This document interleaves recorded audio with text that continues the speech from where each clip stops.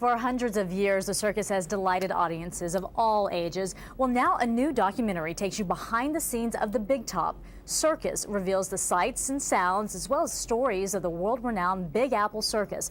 The miniseries debuts next Wednesday on PBS. And for more, we are joined by one of the stars of the circus, Barry Lubin. He also has an alter ego. Barry has been entertaining audiences, there he is, for more than 25 years as Grandma the Clown. Looks a lot different in person. We're also, though, joined by the series executive producer, Mauro Chermayeff. Thank you both for being with us. Thanks for having us. Thanks. Yeah, you do look quite different without the makeup. Thank you very much. Very handsome man under all that. I think I love you. Okay. No, I'm sure of it. Well, of course. Hey, Mauro, let me start with you. This is an exciting documentary that you were able to film. Talk to me about why you decided to go with the circus. Well, as filmmakers, me and my partner Jeff Dupre, we're always trying to find exciting places to go, things where the unexpected will happen. And what we knew about the circus was that we were going to have a great performance, amazing adventure, but also incredible people. You always have that fantasy to run away and join the circus, so we decided that we would give it a try. You actually did it in real life. Exactly. Lucky you. Well, Barry, you ran away with the circus, what, 35 years ago? Yes, I did. And never looked back. How did you get involved in the circus? Well, if you flunk out of dental school, you have to do something. You did not. No, I actually went to college for TV, but I'm... Hey, look, you're here now, aren't you? Apparently, yes. And what's amazing is every year is entirely different at the Big Apple Circus, but the year that they captured and the way they captured it was so amazing and spectacular. And I had a health issue that year. Our founder was retiring. But when it came down to it, when I watched the 6 hours, I looked at these people who I worked, side by side with, and I wanted to know much more about them. It was so revealing. And I know these people, and yet the stories are just so intriguing. So is it one of those situations where the story behind the story is just as exciting as what you see once you're performing out there? I feel absolutely that way. And they captured the poetry of the actual performance, but it's really about the people. It's about behind the scenes where I think people are really fascinated about. Well, it's also about family, Mauro. I mean, you were a bit of an outsider as you were capturing all of this. Did you end up feeling like part of the family? I did. I mean, I've gone to the Big Apple show for many years. I grew up in New York. It's been, a cornerstone of adventure at Lincoln Center. But I think that when you really become and you invest and you immerse in an environment in a way that only a PBS show and it sort of arts programming really tells you go away, spend 6 hours, have an adventure, you really find the story behind the story.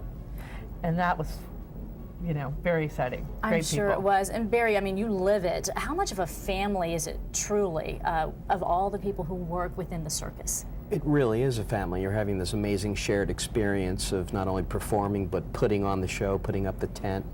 And I think the first thing that Jeff and Mauro did was become part of that family, as well as the production team that was traveling for the entire tour at the Big Apple Circus. And without that, I don't think they would have been able to capture the stories that they did.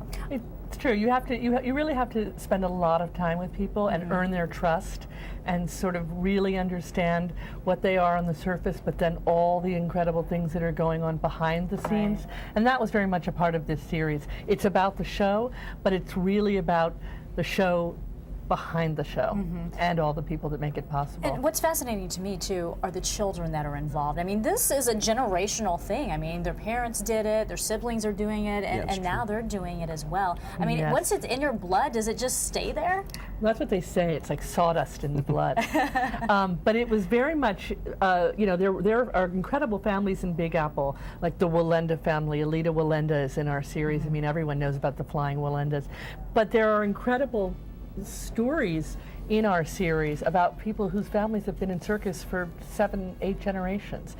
And then there are wonderful stories about people who are trying to break in. It's a little bit of, are they going to let you, are you going to be real circus?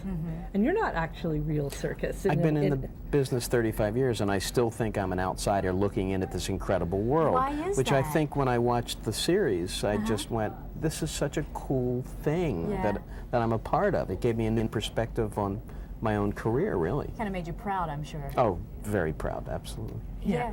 I mean, it's got to be something that's fascinating for you. Not only do you perform out there, but you live it. I mean, is this something that you want to pass on as well? I'd like to say I'm first and last generation circus. My daughters Emily and Danielle have been exposed don't want to anything it. to do with it? They performed at various times when they were very, very young, and they're happy to let their dad, you know, be in the Big Apple Circus, but it's not for them. Well, so what happens after the circus? I mean, for someone who has made a career out of it, and a lot of people have done that, what's next? That's actually covered quite well because people are going in and out of the circus, you know, throughout the series, really. But it's part of the business. What I'll do next is probably have a bagel. I mean, that's what else? It's a mystery. It's going to be hard to top the circus, I've right? tried. It's very hard to top the circus. It really is. So, I mean, there's certain there's certain experiences that you have in life that they're sort of so amazing and they're so spectacular, and there's kind of an adventure. You're really living a dream, and then you sort of snap back into reality. But I think that the circus and the series gives you that opportunity to go to a world where you would otherwise have no opportunity to go to, and that is something I think that's just an incredible thing about a long-form documentary series. I think everybody wants to know what's going on backstage, what's right behind the curtains, and it's all about that. Well, I want to thank you both for being here, and we also want to remind people that Circus premieres on PBS next Wednesday, November 3rd at 9 p.m., so make sure to check your local listings. And the Big Apple Circus is running until January 9th at the Lincoln Center in New York City. You can purchase tickets at bigapplecircus.org.